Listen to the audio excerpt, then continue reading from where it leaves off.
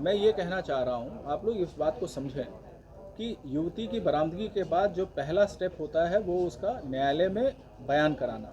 न्यायालय में जिस दिन वो बयान कर देगी और उस बयान का अवलोकन हम कर देंगे, तब हम ये तय कर पाएंगे कि एग्जैक्टली इसमें किसकी क्या भूमिका रही है।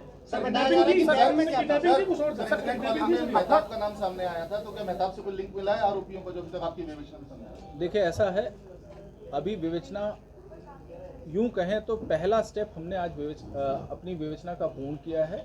हमने अपहृता को बरामद किया है। इसके बाद का जो फॉलोअप है वो अभी हमारी टीम है, उस पर भी लगातार काम कर रही है।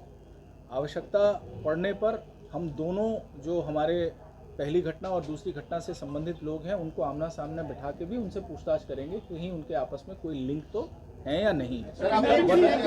सिलसिलेवार तरीके से ये बता दिए 23 तारीख को घटना हुई, आज तक कैसे कैसे आपने पुलिस का इन्वेस्टिगेशन कैसे चला? एक शॉट ट्रांसफर किया था आरोपी जो मैरून कलर के सूट में था उसने ड्राइवर को, कि उस बैग के बारे में पता चला किस चीज का बैग था, क्या था उसमें? नहीं, जो सीसीटीवी फुटेज में दिखाई पड़ रहा है वो एक काले रंग का बैग है। अब उसके अंदर क्या था उसका कंटेंट तो सीसीटीवी फुटेज से दिखाई देता नहीं। ये काले रंग का बैग था। सर ये अपहरण था क्या? मामला क्या निकल कर आया? सर अपहरण माना जाएगा या सतह? देखिए,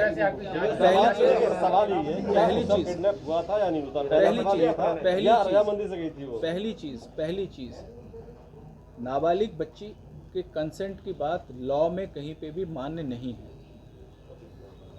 दूसरी चीज, जो एफआईआर हमारे सामने है वो अपहरण की है। तीसरी चीज़, विवेचना का पहला स्टेप आज हमने पूरा किया है, रिकवर किया है गर्ल को। चौथा स्टेप ये है कि अभी हम उसको न्यायालय में प्रस्तुत करेंगे जहाँ पे उसका हम बयान कराएंगे। बयान कराने के बाद यदि उस बयान में अपहृता के द्वारा स्टेटमेंट दिया जाता है, उसके आधार पर हम अगली अग्रिम कार्रवाई शुरू करेंगे। मेहताब है या नहीं? सीसीटीवी में दिखने वाला मेहताब है या नहीं? परिवार का जो शक था सीसीटीवी फुटेज देखने के बाद और उनके द्वारा जो तहरीर दी गई थी, तहरीर के आधार पर जो नामजद किया गया है उस युवक का नाम मेहताब है। सर इनके पास सामान बरामद हुआ है? सर इनके पास से कुछ बरामद हुई है? किनके पास से? सर इन लोगों के पास से लैपटॉप वगैरह? किनके पास से? आपका सवाल ही आता है। लड़की सर बरामद कहाँ से हुई और जहाँ से सिलसिलेवार तरीके वो एक्चुअली ऐसे क्वेश्चन आंसर चलता Q&A चलता रहेगा। बरामदगी कहाँ से हुई और क्या इसके बाद कुछ मिला वहाँ पे?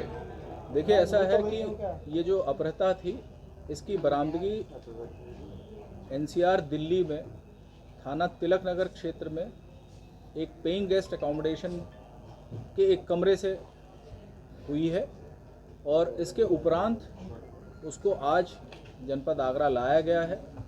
प्रातः 7:30 बजे लिखापढ़ी में उसका दाखिला न्यू आगरा थाने पे किया गया है। इसके बाद उसका मेडिकल परीक्षण इस वक्त चल रहा है और उसके बाद उसे न्यायालय में प्रस्तुत किया जाएगा उसके स्टेटमेंट के लिए।